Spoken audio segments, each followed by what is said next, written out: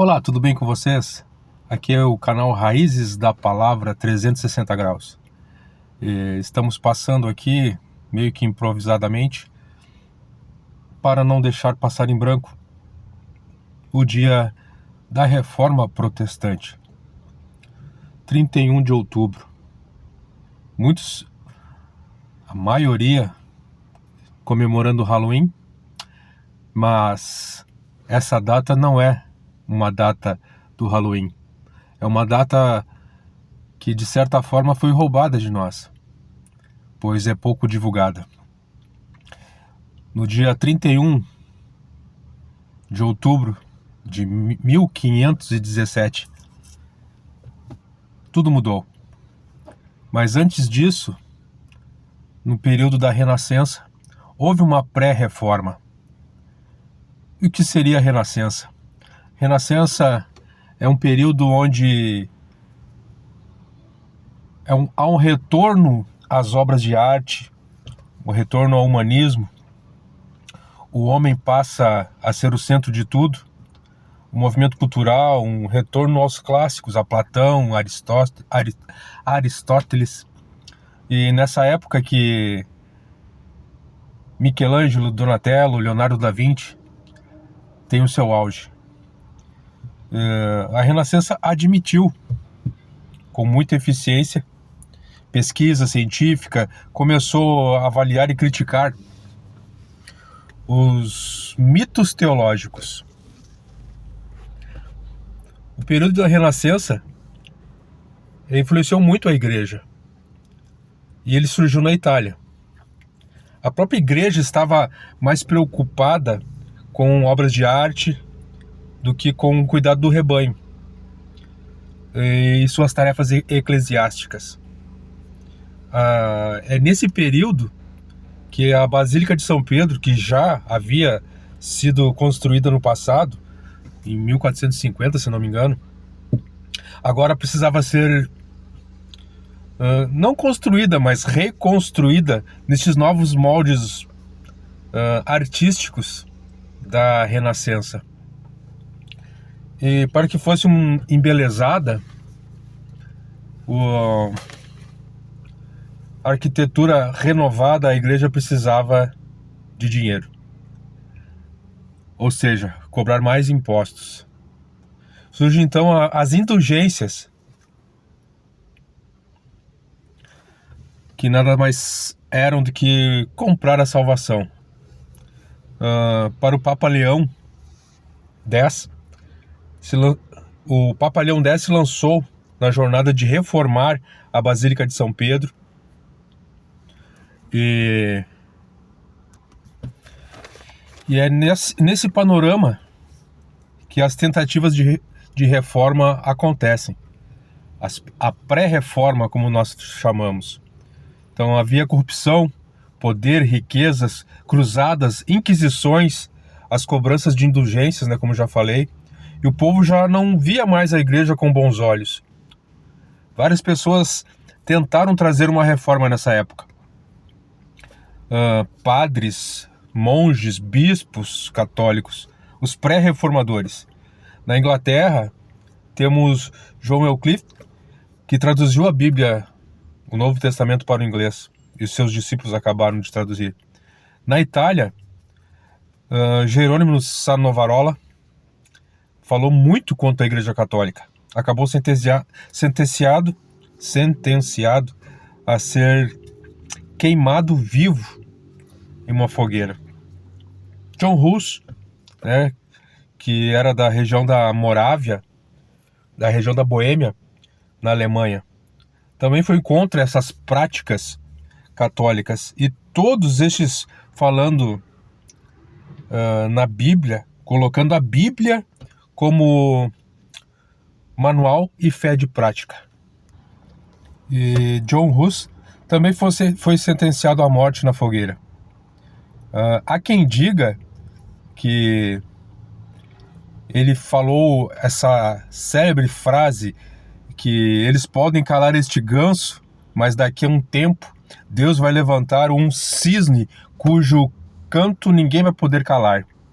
Há quem diga que ele falava profeticamente de Martim Lutero. Ou seja, Hus, no alemão, ele pode ter uma tradução meio como se fosse ganso, o seu sobrenome.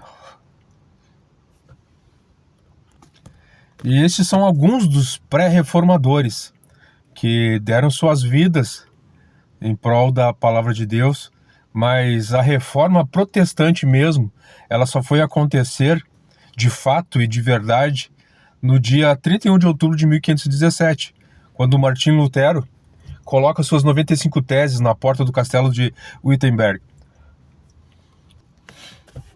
E Martim Lutero coloca então suas teses, e há 2 pontos mais evidentes da reforma que discorda da Igreja Católica daquela época, e era na questão da salvação e na autoridade. Como alguém pode ser salvo? Qual a fonte de autoridade última para a Igreja? Os reformadores tiram do trono da razão o Papa e colocam as Escrituras. Agora, não é mais o Papa que é infalível, mas sim a Escritura que é inerrante. Em 1517, então, tudo muda. Surge Martim Lutero, nascido em 1483, em uma família de camponeses na Alemanha. Ele viveu períodos de depressão, de profunda angústia. Ele tinha medo da morte, muito medo da morte. E detalhe, o homem medieval, dentro de um mundo medieval, esse era Martim Lutero. Ele vivia nesta época transitória, né, quando estava acabando a Idade Média.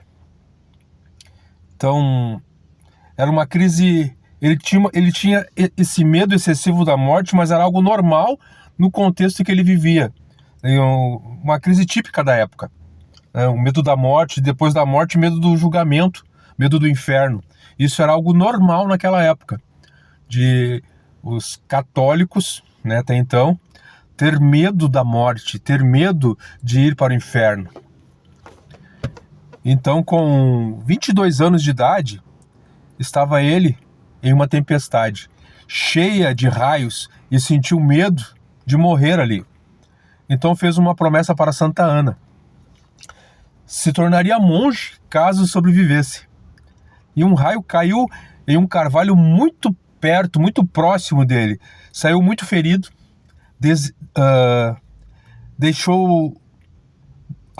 isso deixou-o aterrorizado, na verdade. Então ele se entrega para a igreja, de certa forma, né? Entrou para uma ordem das mais rigorosas da época, a ordem agostiniana. E é nesse contexto que Deus vai trabalhando na vida dele. Quando você olha para a história, agora mais especificamente de Martim Lutero, quando começa a Reforma Protestante, e tu vê a história de Martim Lutero, de como ele foi criado, de todos os acontecimentos que sobreveio sobre a sua vida, e até se concretizar a reforma em si, você consegue notar a mão de Deus. Então ele tinha um sentimento profundo da sua própria pecaminosidade. Ele dizia que achava que nada do que fizesse poderia torná-lo justo diante de Deus, mesmo depois de ele ter entrado para a ordem agostiniana. Então, a frase justiça de Deus era pesada demais para ele, pois ele era completamente pecador. Esse era o entendimento de Martim Lutero. Depois foi encaminhado para dar aula. Ele já tinha começado a dar aula, né? E Deus trabalha na vida dele nesse sentido também. Então ele estava sendo encaminhado para dar aula de teologia em Wittenberg, na Alemanha. por volta de 1515, quando estava ensinando sobre a carta de Romanos, se deparou com a frase: o justo viverá pela fé. Sua mente se transforma completamente lendo Romanos 1,17. Ele entendeu que a justiça de Deus vinha através do sacrifício que Jesus Cristo havia feito na cruz, e não através de suas próprias obras, pois até então ele se martirizava, pois ele se achava injusto todos os dias. O pecado estava diante dele, e ele não conseguia entender certas coisas ainda. Então, quando a justiça de Deus é revelada em Cristo, ele vê isso, que a justiça de Deus é revelada em Cristo, lançando sobre Cristo e não sobre nós. Isso tira um peso gigantesco das costas de Lutero. E a partir de então, a frase a justiça de Deus não me encheu mais de ódio, mas se tornou indizivelmente doce em virtude de um grande amor. Essa frase foi dita por Martinho Lutero. A partir de então, essa frase, né? A partir de então, a justiça de Deus não me encheu mais de ódio, mas se tornou indizivelmente doce em virtude de um grande amor. Frase de Martinho Lutero. Seus olhos se abriram para as coisas que estavam acontecendo no meio da Igreja Católica. Seus olhos se abriram. Foi quando decidiu publicar suas 95 teses. E nessa época, João Tetzel, um emissário papal, aparece vendendo indulgências justamente ali onde Lutero estava. E a indulgência era uma oferta para compensar uma penitência. E eles precisavam de recurso para a Basílica de São Pedro. Então, o vínculo de oferta com salvação causou um horror em Lutero. Então, suas 95 teses se espalharam como algo viral, visto que o povo também estava cansado com tudo isso. Foi um convite acadêmico para o debate, as 95 teses de Lutero, quando ele colocou na porta do castelo lá, ele fez um convite acadêmico para o debate. Foi tomado como uma afronta pela igreja isso, né? Então o Papa promulga uma bula dizendo: um javali selvagem tinha adentrado o jardim da igreja, lhe dando 60 dias para se retratar, e mandou queimar todas as literaturas de Lutero. Quando Lutero recebe a bula, ele a queima em praça pública, junto com todos os livros de direito canônico de Roma. Então, assim ele declarou seu rompimento com Roma, apesar de não querer isso. A ideia de Lutero não era deixar a igreja, abrir uma outra igreja, formar uma outra igreja, mas que a Igreja Católica voltasse às práticas da igreja primitiva, da igreja do primeiro século. Então, apesar de não querer isso, né, agora ele também teria que enfrentar o Império. Em 1521, foi convocado para a Dieta de Worms, onde deveria se retratar diante de todo o Império.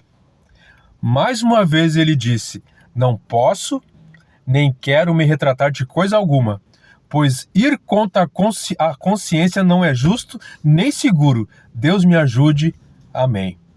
Então, nessa dieta de Worms, ele se rebela de vez. Então, já havia rompido com a igreja, agora tinha afrontado o próprio império. E estava correndo o risco de vida agora. Foi quando Frederico, sábio, o sequestrou e o escondeu no castelo de Wittenberg. Excomungado pela igreja e procurado pelo império para execução, ele acaba sendo dado como morto, porque como o Frederico o escondeu, raptou e escondeu, muitos pensavam que ele tinha morrido. E no exílio, então, começou a traduzir a Bíblia para o alemão. Muitas coisas influenciaram a criação a criação da imprensa, os textos eram publicados com mais rapidez agora. O que mais? O sistema político tinha enfraquecido. E com o papado, no caso, né, a igreja já não era bem vista aos olhos do povo. Tudo cooperou para a reforma estourar na Alemanha. Mas a reforma não parou por aí, ela continuou. Então, quando tivermos mais um tempo com qualidade, abordaremos melhor essa história de Martim Lutero e os demais que vieram em outros lugares, não apenas na Alemanha, mas também na França e Inglaterra, porque repercutiu a reforma a partir de Martim Lutero. Então, posteriormente, estaremos falando também da reforma como um todo, não apenas na Alemanha. Mas hoje, nós, 31 de outubro, comemoramos a reforma protestante e não Halloween. Nós, como cristãos, comemoramos a volta às Escrituras, a volta à Palavra de Deus, a volta à autoridade das Escrituras em nossas vidas, e não a voz de um homem, não a voz de uma igreja placa, mas nós voltamos à nossa essência, a Palavra de Deus, inerrante, infalível e poderosa, e somente ela é suficiente. Então, que nós possamos comemorar a volta às origens, a volta à palavra de Deus, pois sem a reforma não teríamos acesso à palavra como temos hoje, pois a Igreja Católica não permitia isso ao povo comum, apenas aos altos, do clero. Então, que nós possamos comemorar essa data de hoje com amor no coração, com responsabilidade, saber que nós não comemoramos o Halloween hoje, comemoramos a conquista de Martim Lutero, de sermos reformados. Então, reformados pela palavra. E hoje temos todas as igrejas protestantes vêm deste grande dia, 31 de outubro de 1517. Que você possa entender que essa reforma, ela acontece todos os dias em nossas vidas, pois todos os dias temos que voltar para a palavra, todos os dias temos que lembrar o preço que foi pago para que possamos estar aqui, pregando o Evangelho, pregando a palavra. Então, valorize a tua igreja. Valorize a origem da tua igreja, que apesar de ter tantas denominações sutilmente diferentes, todas vieram da reforma. Se não fosse a reforma, nenhuma delas existiria. Então, que nós possamos, todos os dias, sermos renovados pelo Senhor, buscando na sua palavra, o entendimento na sua palavra e não no entendimento humano, mas na palavra do Senhor, pois a palavra por si só se interpreta. Ela não tem interpretação própria minha ou tua. A palavra por si só se interpreta. Então que nós possamos comemorar esse dia com alegria no coração e que nesse fim de semana de escolas bíblicas e cultos possamos nos lembrar de Martim Lutero também. Que Deus lhe abençoe e que no momento oportuno estarei trazendo mais coisas referentes à história da igreja e vou deixar até uma indicação aqui. Este livro, na verdade, é uma coletânea, né? É uma coletânea do Justo Gonzalez, a história ilustrada do cristianismo. Na verdade, que ele fez originalmente 10 volumes e depois ele foi republicado em 2 nesse box. É algo que eu gosto muito de ver quando tenho oportunidade, principalmente nessas datas, para relembrar aquilo que foi feito lá no passado, na história da igreja. Aqui tem toda a história da igreja. Então, no momento oportuno, estaremos falando mais. Quem sabe futuramente, se os irmãos quiserem, posso estar trazendo desde o início a história da igreja. Mas esse período específico da Reforma Protestante, ela é muito importante para nós como cristãos. Que Deus lhe abençoe, fique com Deus e até a próxima.